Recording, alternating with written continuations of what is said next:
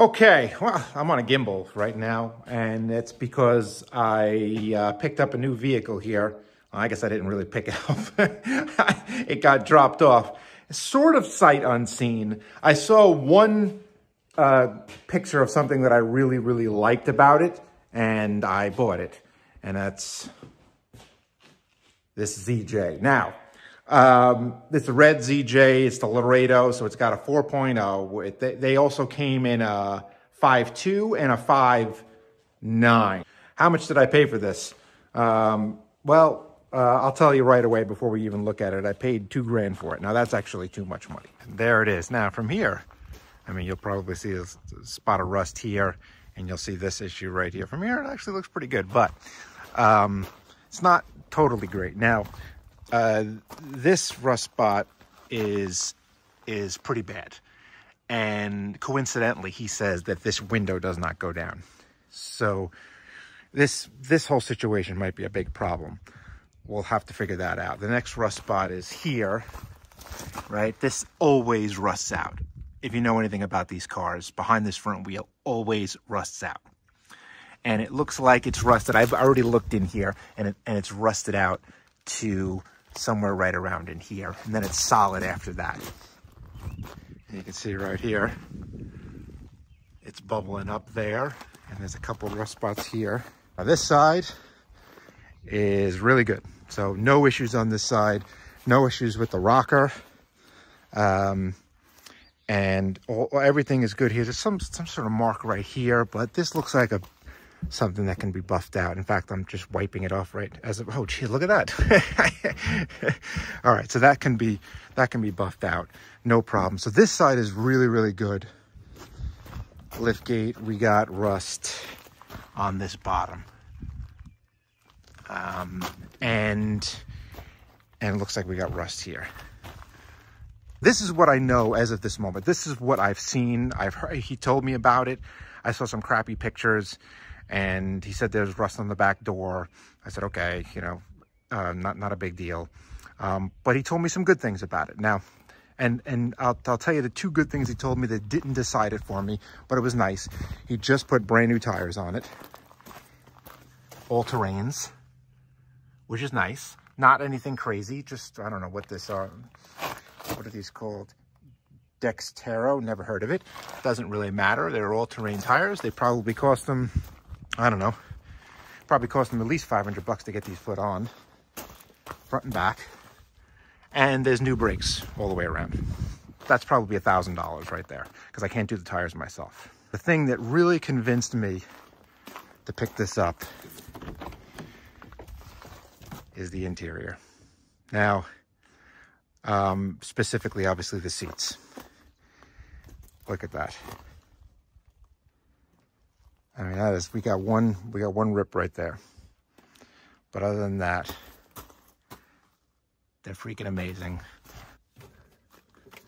Okay. Okay. So right away, I'm seeing oil. Lots of oil. All right, looks like we got new wires.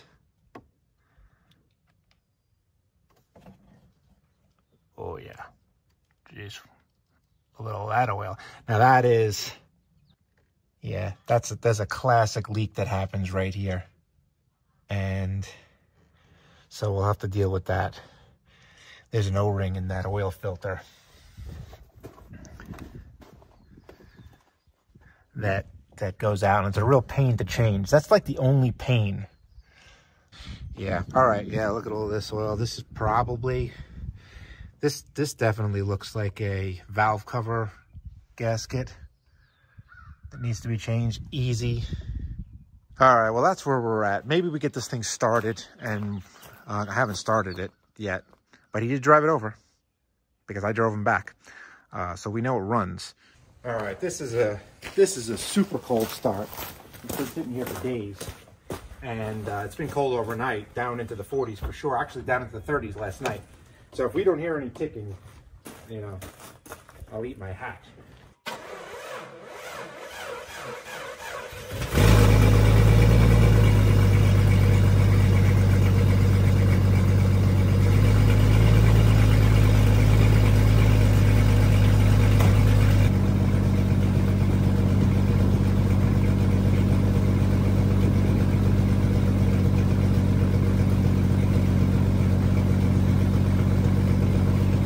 All right, hopefully you can hear me over that exhaust.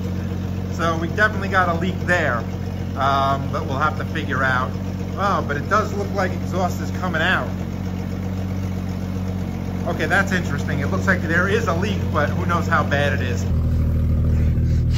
My wife, Sam, looked in here and she's like, it doesn't smell too good, and she's right. So we're gonna have to handle that. Put it in drive. All right. I got some shaking. Got a little shaking in drive. Wheels were turned. All right. So we just took the foot off the gas. I took the foot off the brake, and it's going in. So that's nice. All right. Let me get underneath there, and we'll get some light, and we'll take a look at what's going on. Oh, okay. We got oil. Oh man. Yeah. Wow. Jeez. We got oil. But I have to say, guy wasn't lying about the frame. I mean, there's still paint here. What's the other side look like?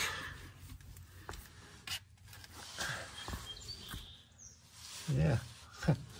Other side's looking okay too. And it looks like, yeah, that's what it looks like we got. We got fuel lines changed. I'll take that. Yeah, look at all that oil right there. Jeez. Oh man. Guy told me it wasn't burning oil. I mean, he didn't say anything about leaking oil, but he said it wasn't burning oil. It doesn't have a chance to burn it. It's leaking out. And how could it burn any? The good thing about this car is that the rear main seal, you don't need to remove the transmission. That's like a freaking dream. You have to take off the oil pan, right? And the bearing that's closest to the transmission, it's you take that out, and the rear main seal is in that bearing. It's like a special bearing that is only in that back spot. Pretty easy to do. I found our exhaust issue. I'm staring right at it.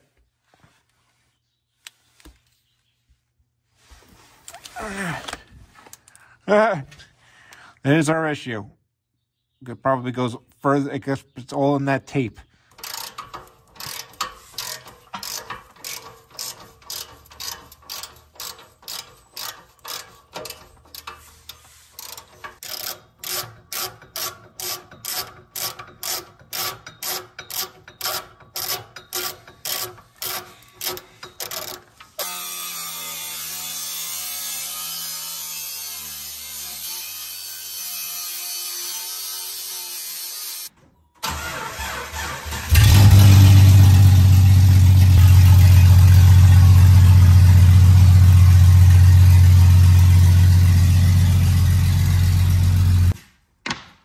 That thing's loud.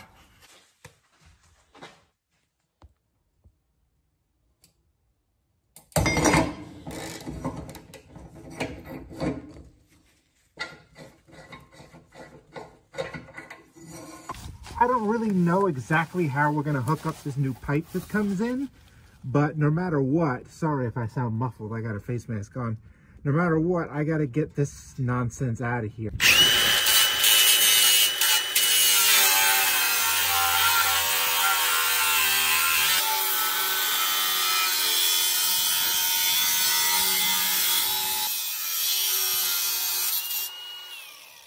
All right, I got this little piece here, and I could have splurged and got a little longer one, but I didn't. So what we need to do is we need to enlarge this clearly, right? This one needs to go inside of this. And if we can just get it to go past about, you know, that much, I'll be happy. And then the pipe that this one goes into, we got to enlarge that. Okay, we're using this Astro Tools 78835. It's a whole kit for expanding pipe. It's pretty handy. This one I'm using, it comes with a whole bunch of different, I don't know what you want to call them, collets, I guess. This is a 2-inch, and I think it goes to 2 3/8, which is pretty much perfect, because this is a 2-inch, just about a 2 inches. I'm sorry, this is a 2 1/8 inside. And all we really need to do is just We barely need to do anything with this thing. We just got to, we need a 16th all the way around. Let's try and see what happens again.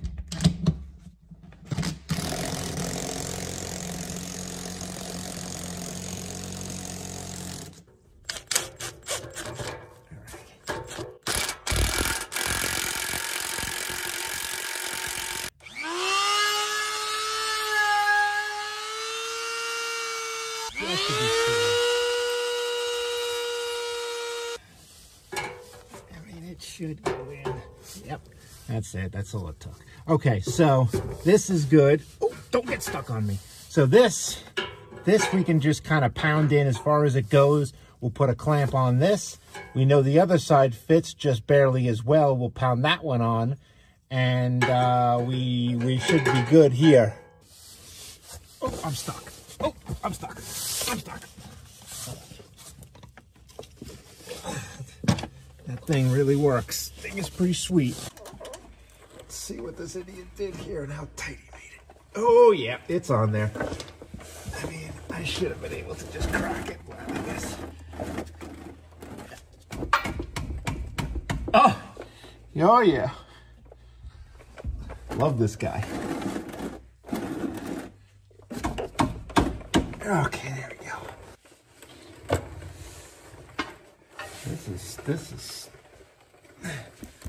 This is pretty soupy. It's dark and thick. Like right on the side of the pan, you can see the color right there. That's not bad. So I think it's okay. I think it's all right, hopefully. Okay, all right. We'll let this drain. I'll put the plug back in, and then we'll take off those pan bolts. It is possible that we need to drop the axle. Those bolts are pretty crusty. If we have to drop the axle, we're changing the front shocks and springs for sure. Man, there's a lot of bolts on this thing. Okay, got all the bolts out. No need to show you how I take out a million bolts, but here is the pattern. I mean, here's the shape of it. Now, this is I got an F here. This is the front of the car. So this is me laying on my back, going up, and here is that hump. And so a few things to note here is that you have two 13mm studs. I'm sorry, a stud and a bolt. See that? And here's a 13. All these are 11s. Everything else is 11, except when you get to the top, you got two 13s up there. Also, obviously, I didn't mention where it meets the transmission. There's a little half-moon bracket. All right, so let's see. Just got to wiggle it around these transmission lines. I'm talking, but whatever you do, keep your mouth closed. Oh, yeah, no, not even close. It seems to me that this axle's got to come down. What I did here is that there's a nut right there. That's the nut for the shock. Underneath, this is kind of the difficult one.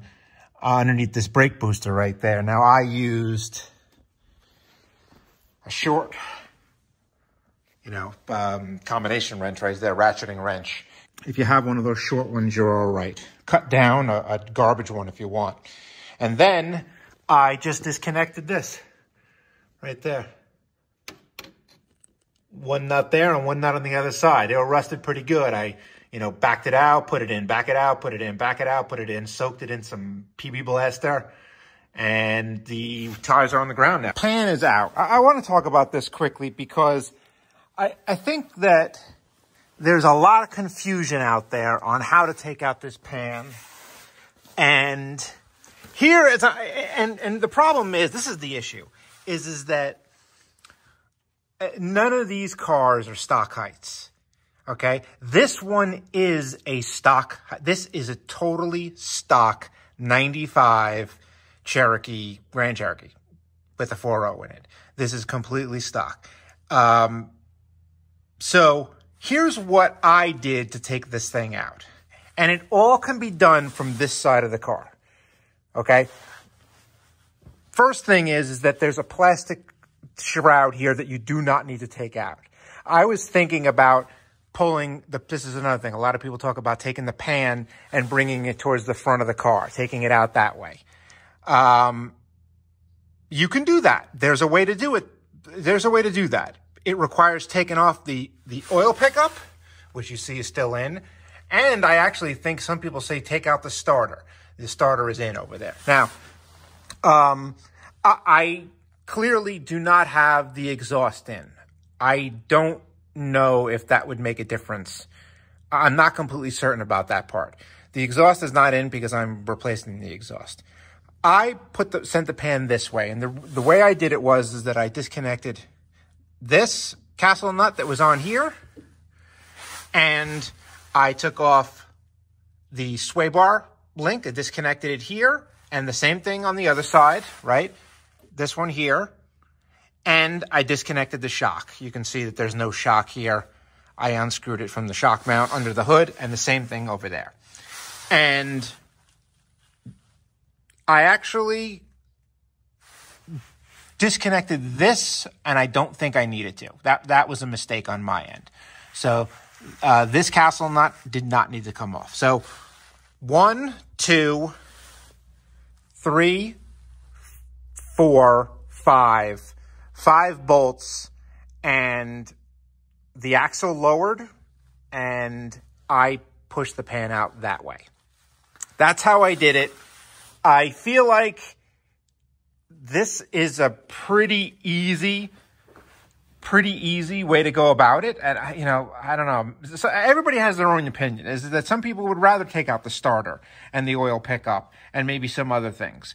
I didn't want to do that. I lowered this. I took off these 5 bolts from this side, and I pushed it out that way. It just gives you enough room to do it. Sorry about my finger there. And now it dropped out very easily here.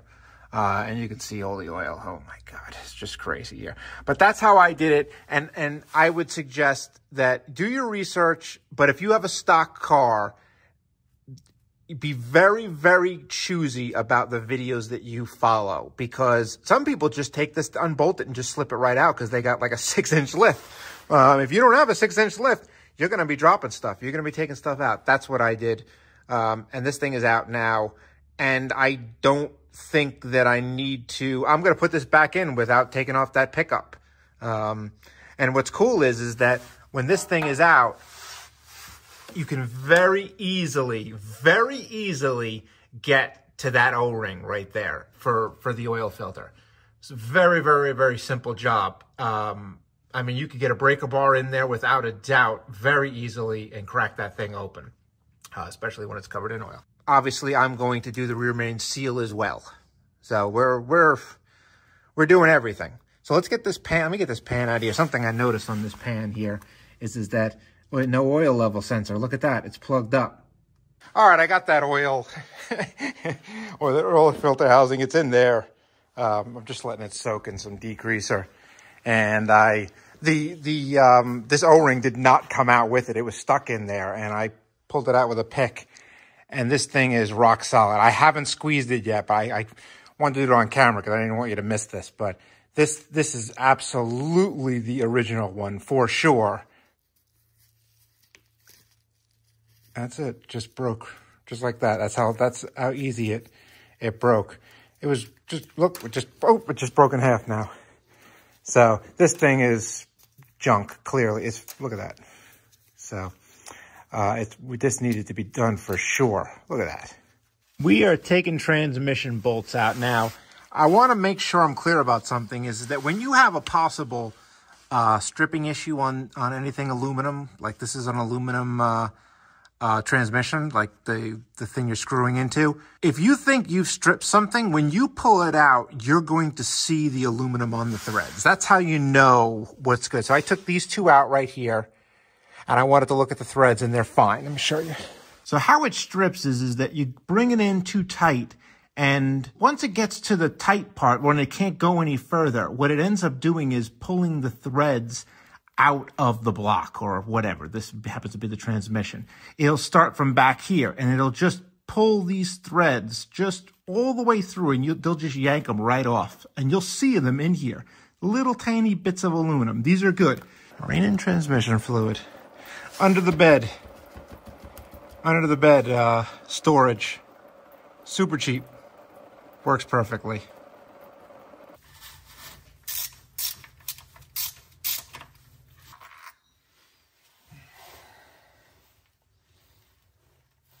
Okay.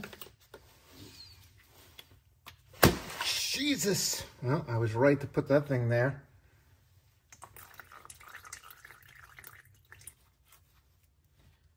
Keep that one loose.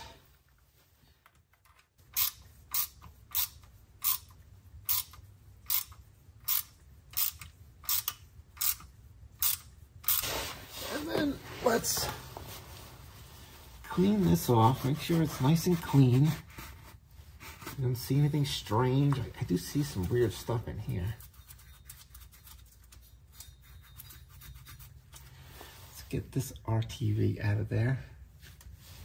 Okay, holy moly. All right, so, I mean, you can see I have it zip tied in 4 places and it's still not even laying. This is really bad. But it's what we're working with at this moment. And if you do them all loose, you can pretty much put them all in, except the ones with the zip ties, and then just cut the zip tie and remove it. Definitely do not get this one. This is garbage. So actually, I'm going to link it, and I'll even put "do not buy" next to it. Clearly, you leave the tab like that. I mean, I don't think I'm telling you anything. I think you would obviously figure that part out. Let's go get her torque wrench. Set it to 150 pounds, and let's do this. 150. Ha! I said 150 pounds. 150 inch pounds.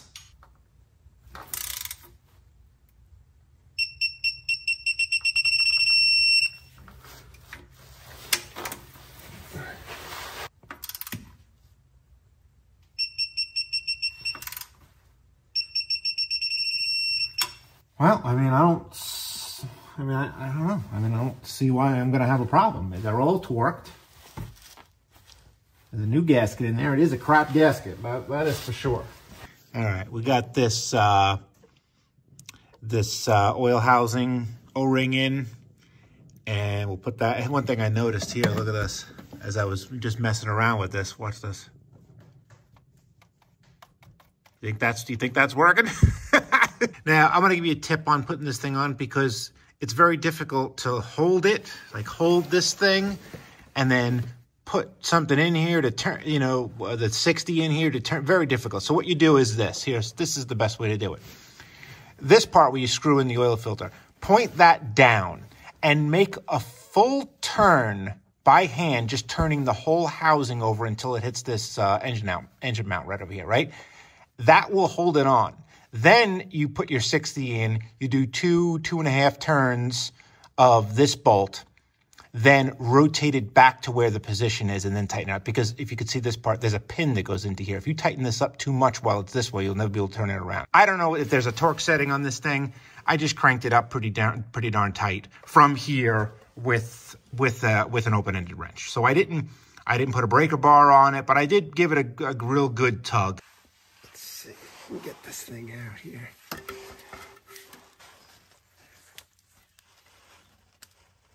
Yeah. Woof. Yeah. Ah. Holy crow. Jesus. Oh, all right, we got it. We just cracked it. Oh, Jesus. All right.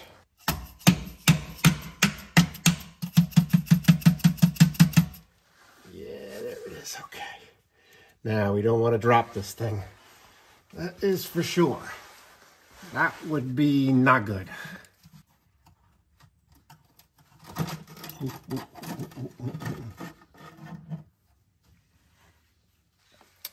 Yeah, and I assume you can see that there are the other pieces in there. So it has to be swiveled around. It's not crazy hard. You just got to be careful. Okay. Okay, yeah. All right, so let's get this in the parts washer and just clean it up. We know that this thing has to go in like that.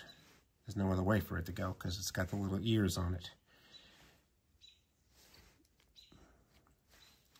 So we'll be gentle. Well, of course, I forgot to turn the freaking camera on to get the other piece out. All right, well, it's very easy to do, honestly. You just need to know one trick, is that if you're going to push it from this side with something like a flat punch or a wooden dowel, you need to first come in here with a pick and just come in here on either side and just push that pick in there and break this seal loose. Try and move this thing, because what's going on is that when this thing is compressed, this is the new one, by the way, when the two pieces are compressed over time, this thing is just mushed, and it just almost becomes fused a little bit to the metal.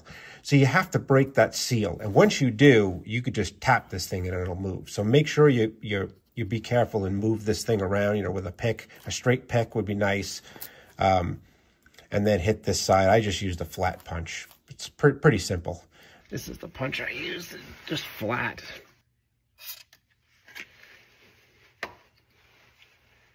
Ooh, maybe if I spread, duh.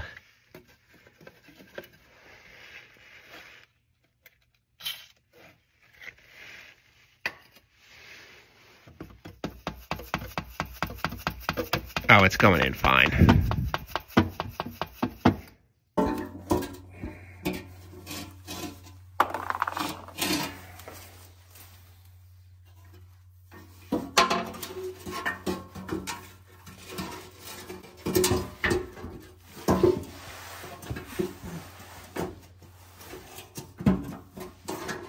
Oh, come on.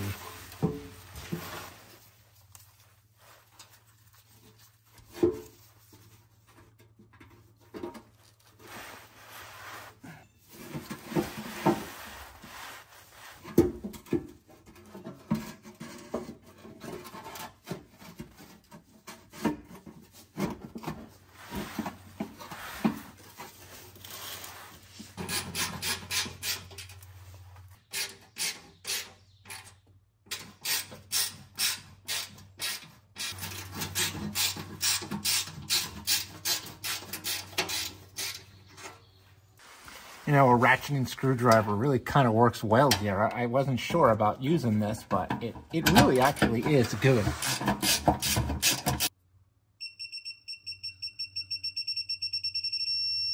Okay, that's good. Okay. Okay, that's good.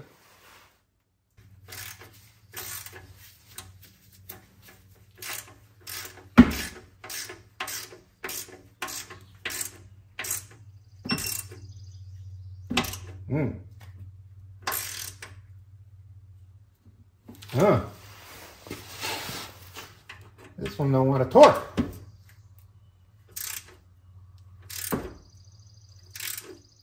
Oh geez, this one doesn't want to torque. Well, we might have found an issue here. This would suck.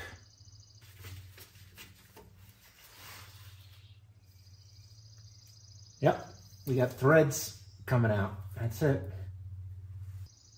All right, well, we're about to find out if you can do a helicoil without taking the panel off. So I want to show you quick here. Obviously, when it's not torquing and then you pull it out and there's aluminum on the threads. See right there? There's that little piece of aluminum right there. That means you're done for. First thing you want to do is get yourself some spray degreaser. Spray it in that hole. Get yourself some air. All right, this is what I'm using here. This is just a kit from China. This is, what is this company? I don't even know. Astra Master something or other nonsense. It was about $100, I think. It's got metric, it's got standard. It's got the tap it's got the bit and it's got this brake tool and a threading tool. I'll show you that afterwards. Now this bit, if you want to, we need to end up at 1/4-20. So we're going to use this section right here. This bit is what you need to drill so that you could use this tap and put in this helicoil. Well, it's called, not a helicoil, but this spring or whatever you want to call it. So let's drill this really straight, really slow, and not very deep at all. Now I want to reiterate, this is not the way we should be doing this. We should be taking this whole thing off, but I have no interest in doing that. So we're going to try and see if we can get this to work. Will this screw up the gasket? Well, you know, I don't know. We're going super slow. Let's get a light here.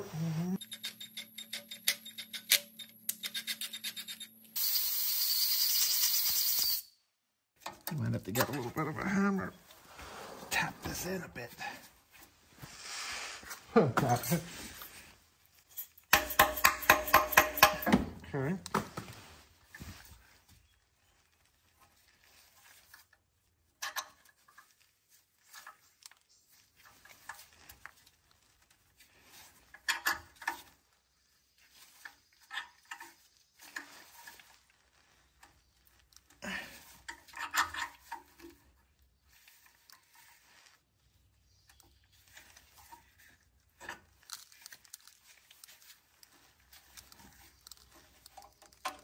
Gonna back it out. Just gonna take it slow here, but I feel like we're making it happen. I'm putting Tap Magic on this thing every single time I start over. Tap Magic.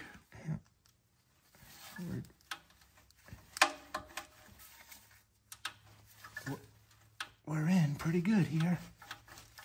We might be. At some point in time, we're just gonna bottom out.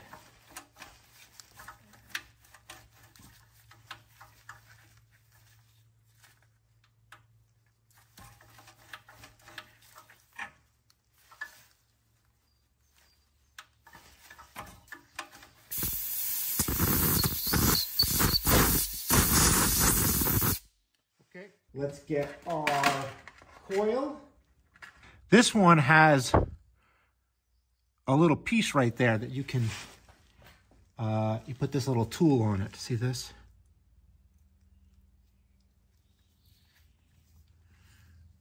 And you're able to turn it in. The helicoil doesn't have this. Go in here and this should just thread right in. Oh. We gotta put some, we probably should put some red Loctite, but I don't have any.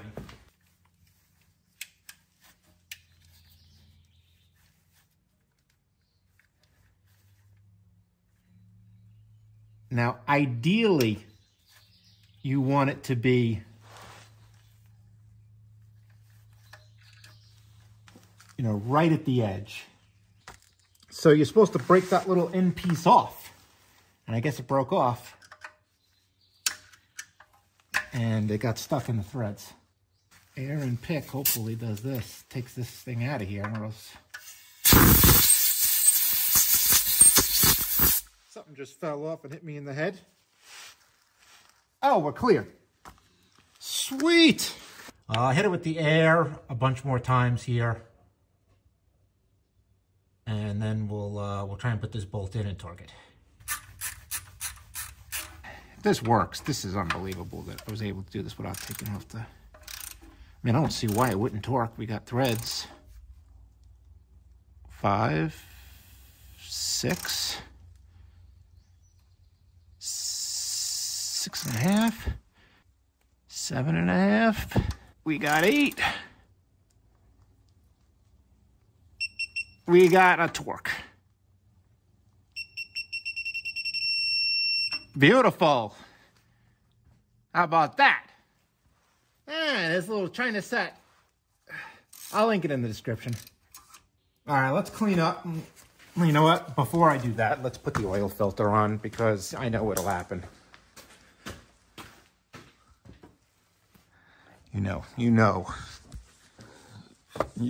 what'll happen. So I got shock strut one. For some reason, it says one there, but I have another one. And the coil, one means a pair. So this is the one I got. This was not expensive stuff. I think I paid $100 for the shocks and springs. So I've gotten them all off, except this one. Look what happened here. It sheared off at this spot right here, which means it's still threaded on. I guess I could drill out the wheel stud. You know, that honestly is a really good idea. All right, so these are the bits I'm using. Diamond. These are diamond. And we are definitely getting somewhere here. It's just a matter of time. Yeah, drilled the whole thing out, pretty much. Obviously, we got to take the brakes off. Well, he didn't lie about the brakes. He did the brakes. That's nice. All right, let's head inside, pal, and celebrate with a little bit of snack. Okay, so we got that out. And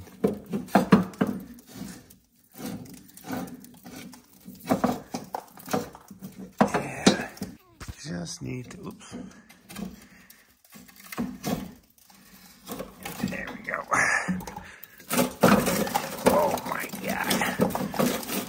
Jesus. Holy Christmas. Whoa.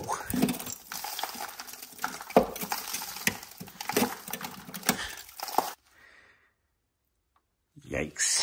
Knocked out this lug nut, you know, the one that I drilled. We got to put a new one in here. Got an 1 5/8. I guess that. Why don't I move this cart over here? The one there that has all the parts on it. You know, the parts cart. The head is different on this. See that?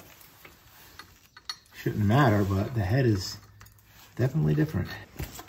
That's what I'm using. Cheap ones. The lug nuts, I mean, sorry. I'm using Dorman studs. And we need this tool. Maybe you've seen, I assume you've seen that tool before, but yeah, wow, look at the difference here. Yeah, my tool doesn't work, it's too deep. Yeah.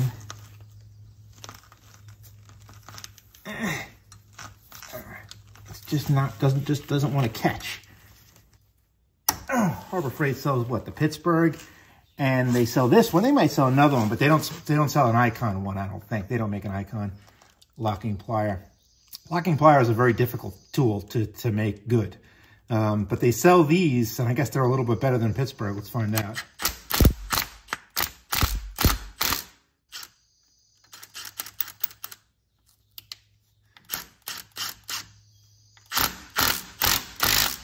It's pulling it in. But remember, we do not want to, we want to get it in, but what we don't want to do is get this thing stuck. That's why the tool exists. So let's see.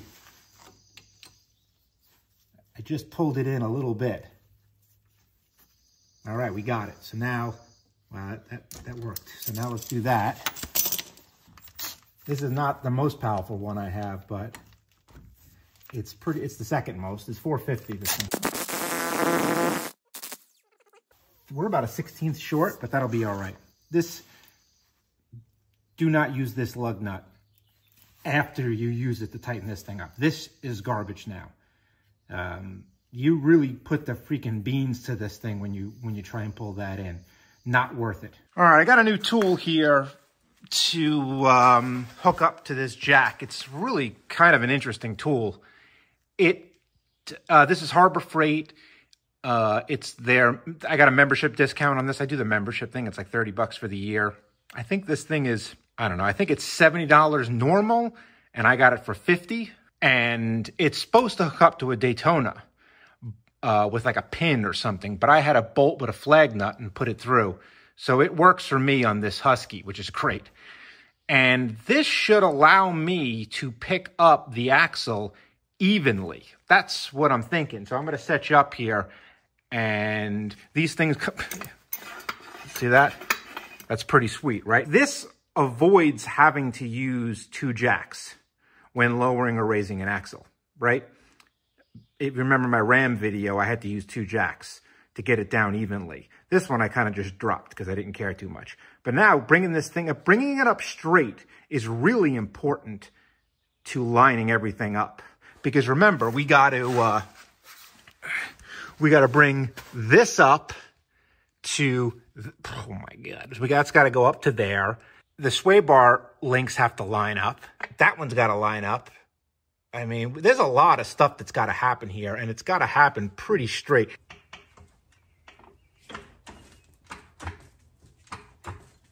Definitely picking the right up first.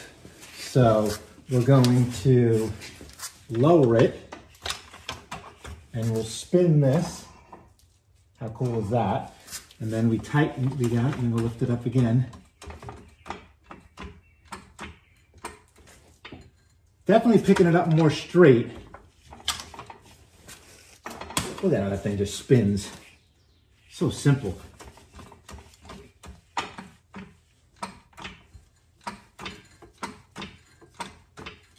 All right, let's go and take a look at these shocks. We want these things to go in really close on this one. Definitely would help with an extra set of hands. That would require having friends though, which has always been an issue for me. So let's keep jacking.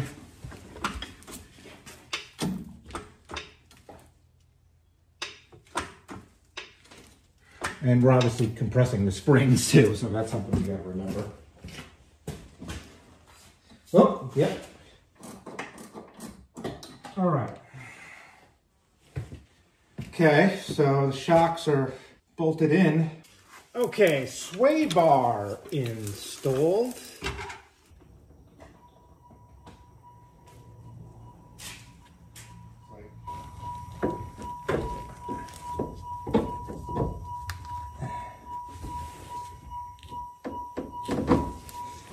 I went too far, I think.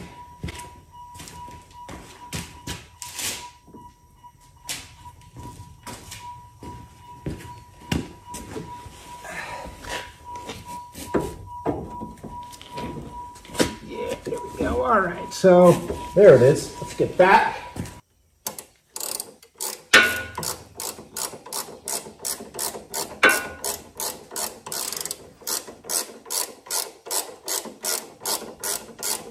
So I just went underneath the car to take a look at the transmission to see if anything was leaking.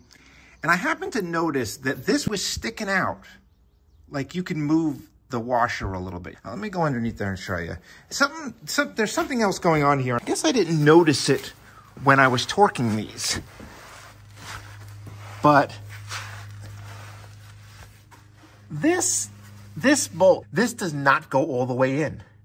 This is a 5/16 18 pitch. So I guess I'll get a tap and see how far. Like I put a pick in there and it's deep, so there's no depth problem. But there is a bottoming out issue.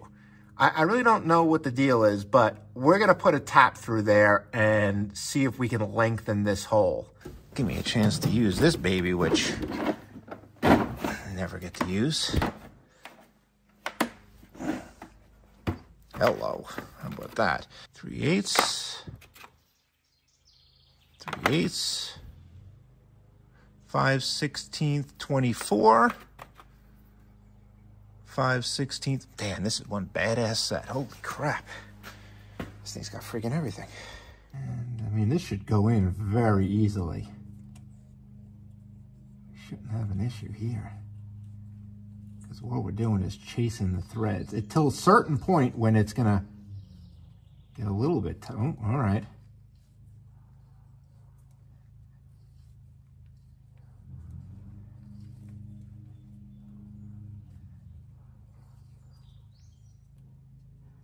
All right, now we definitely don't want to break off this tap. So let's get this thing out of here and we'll see if we got some chips.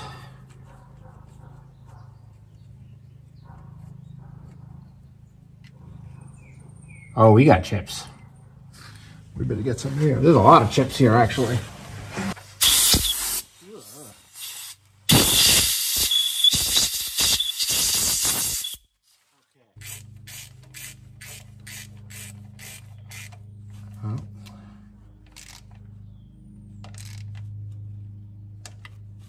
Oh, yeah. That's definitely, oh, yeah, okay, all right. Let me get the torque wrench. I'm putting it on 12.3 foot-pounds. But I can tell you already that it's completely different.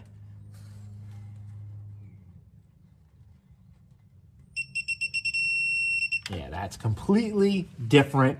It's flush now. There was a gap of a 1/16 of an inch. So something, I don't know what was happening, but we ran that tap through there, and that's going to solve the problem. Somebody could have just screwed up the threads or bent them over or something like that. I'm not sure, but it was just all jammed up. But now this is good. All right. I think before I let this thing down, it's probably smart for me to just put the exhaust in. It's right there. I have it all set up. I just got to put it up and bolt it in. Tires straight. Wheel not so straight.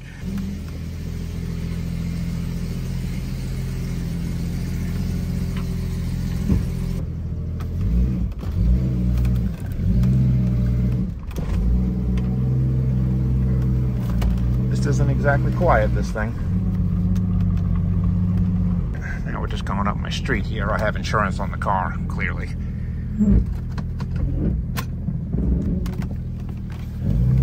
I would never take anything on the street without insurance.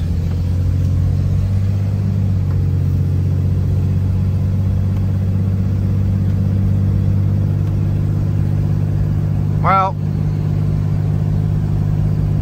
I have to say, let me get this window up.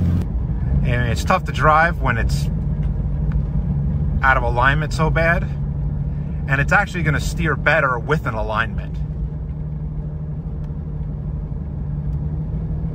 But this thing is drivable, I think, now. Like, I would drive this down to the place to get an alignment. Holy crap, it's not drivable in this. Look at this. All right, well, I would call this, the brakes are good. Let's see what full lockup is, because I felt something weird.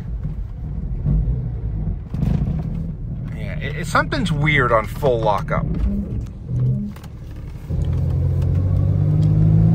Let's check the brakes out for real. Brakes are good. Brakes are good.